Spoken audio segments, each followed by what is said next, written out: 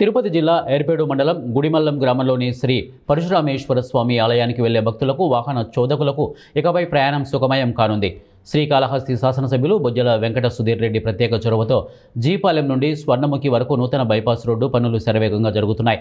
ఈ సందర్భంగా ఆలయ చైర్మన్ బత్తుల గిరినాయుడు ప్రాజెక్టు వివరాలను ప్రయోజనాలను భక్తులకు వివరించారు. డ్రైవర్లకు భక్తులకు ఊరట. ఇక పాపనాయుడుపేట గ్రామంలోని వీధులు అత్యంత ఇరుకుగా ఉండటం వల్ల ఎదురెదురుగా వచ్చే వాహనాలు నిలిచిపోయి గంటల తరబడి ట్రాఫిక్ జామ్ అయ్యేది. దీనివల్ల స్వామివారి దర్శనానికి వచ్చే భక్తులు, ముఖ్యంగా భారీ వాహనాలు నడిపే డ్రైవర్లు తీవ్ర ఇబ్బందులు పడేవారు. బత్తుల గిరినాయుడు మాట్లాడుతూ పాపనాయుడుపేటలో లోపలికి వాహనాలు వెళ్లకుండా జీపాలెం మధ్య బైపాస్ రోడ్డును ఏర్పాటు చేయడం వల్ల వాహన రద్దీ సమస్య శాశ్వతంగా పరిష్కారం అవుతుంది. ఇప్పుడు డ్రైవర్లు ఎటువంటి ఇరుకు సందుల్లోకి వెళ్లాల్సిన అవసరం లేకుండా సులువుగా మరియు వేగంగా ఆలయానికి చేరుకోవచ్చు. ఆదేశాలతో ఇది శాంక్షన్ చేయడం జరిగింది.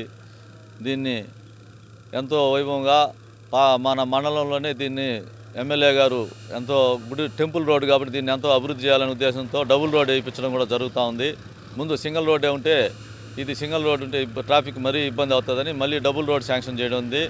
దీన్ని ఇదే విధంగా పాపనాయుడుపేట నుంచి జీపాలెం నుంచి పాపనాయుడుపేట అవుటర్ వరకు ఈ 1 కిలోమీటర్ రోడ్డు జరగనుంది.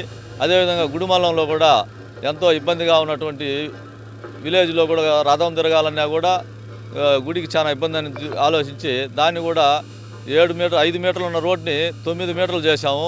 ఇప్పుడు కూడా అది సిమెంట్ రోడ్ చేయడం జరిగింది. సిమెంట్ రోడ్ కూడా కంప్లీట్ అయిపోయి మన శివరాత్రికే సిమెంట్ రోడ్ కంప్లీట్ అయ్యి భక్తులు కూడా ఎంతో ఆనందంగా ఆ రోడ్లో ఇబ్బంది లేకుండా ట్రాఫిక్ సమస్య లేకుండా బాగా జరిగింది.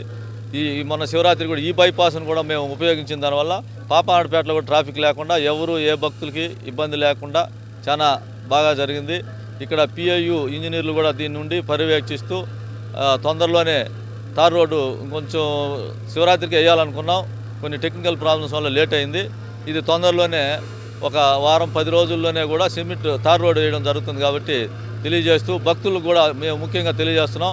పాపనాయుడుపేటలో ఎక్కువ ఇబ్బందులు పడుతున్నారు. ఇప్పుడు ఆ ఇబ్బంది లేదు కాబట్టి